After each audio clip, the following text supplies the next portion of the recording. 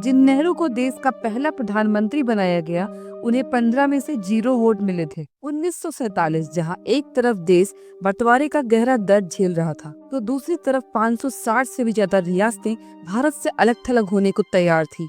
ऐसे नाजुक हालात में एक देश के प्रधानमंत्री के लिए चुनाव आखिर कैसे कराए गए होंगे, और महात्मा गांधी, जिनका उस समय कांग्रेस में कोई औपचारिक पद नहीं था, उन्होंने कैसे इस ऐतिहासिक फैसले में एक अहम भूमिका निभाई। ये सवाल हमें ले जाते हैं 1946 के उस दौर में, जब देश आजाद होने से एक साल पहले ही अंग्रेजों ने सत्ता भारतीय नेताओं के हाथ में सौंप दी थी। ये तय हुआ कि कांग्रेस का अध्यक्ष ही भारत का पहला प्रधानमंत्री बनेगा। उस समय मौलाना अबुल कलाम आजाद पिछले 6 सालों से कांग्रेस के अध्यक्ष थे, लेकिन 1946 में महात्मा गांधी ने उन्हें एक पत्र लिखा, जिसमें उनसे पद छोड़ने का अनुरोध किया गया।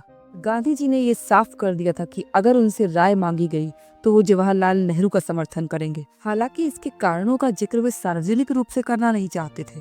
भारत उस दौर में गंभीर समस्याओं से गुजर रहा था। देश का संविधान बनना था, प्रशासन संभालना था और अंतर्राष्ट्रीय स्तर पर भारत की स्थिति को मजबूत करना था। ऐसे में एक मजबूत अंतरिम सरकार की जरूरत थी, जिसके नेता देश और विदेश दोनों के मामलों को अच्छी तरह समझते हों। हालांकि देश की 560 से भी ज्यादा रियासतों के एकीकरण की तैयारी सरदार पटेल ने आजादी से पहले ही शुरू कर दी थी। उसी समय कांग्रेस की प्रदेश समितियों ने अध्यक्ष पद के लिए वोटिंग शुरू की, और वोटिंग में 15 में से 12 कमेटियों ने सरदार पटेल का नाम प्रस्तावित किया। बाकी 3 ने आचार्य कृपलानी और सीतारामैया का नाम सुझाया, लेकिन किसी एक भी कांग्रेस कमेटी ने नेहरू जी का नाम नहीं सुझाया। इस पर नेहरू खामोश रहे, पर गांधी दोबारा पटेल के पास गए। पटेल समझ चुके थे कि स्थिति क्या है। उन्होंने अपना नाम वापस लेने और नेहरू को अध्यक्ष बनाने के लिए हस्ताक्षर कर दिए। इतने विरोध के बावजूद नेहरू को चुने जाने पर गांधी जी ने कहा कि नेहरू कभी दूसरे नंबर की भूमिका स्वीकार नहीं करें। वे अंतर्राष्ट्रीय मामलों को पटेल की तुलना में बेहतर समझते हैं। गांधी जी ने यह भी कहा कि सरकार एक बैलगाड़ी की तरह है, जिसे खींचने के लिए 2 बैल चाहिए।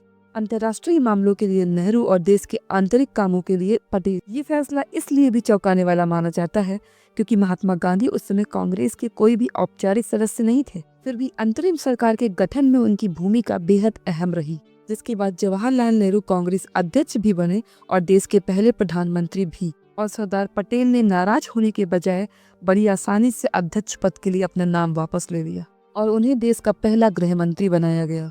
इसके बाद उन्होंने 1947 से 1949 के बीच देश की 560 से भी अधिक रियासतों को देश में मिलाने की निर्णायक भूमिका निभाई।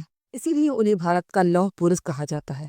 आपको क्या लगता है कि अगर देश के पहले प्रधानमंत्री सरदार पटेल होते तो क्या भारत कुछ अलग होता? कमेंट में अपनी राय जरूर दीजिएगा।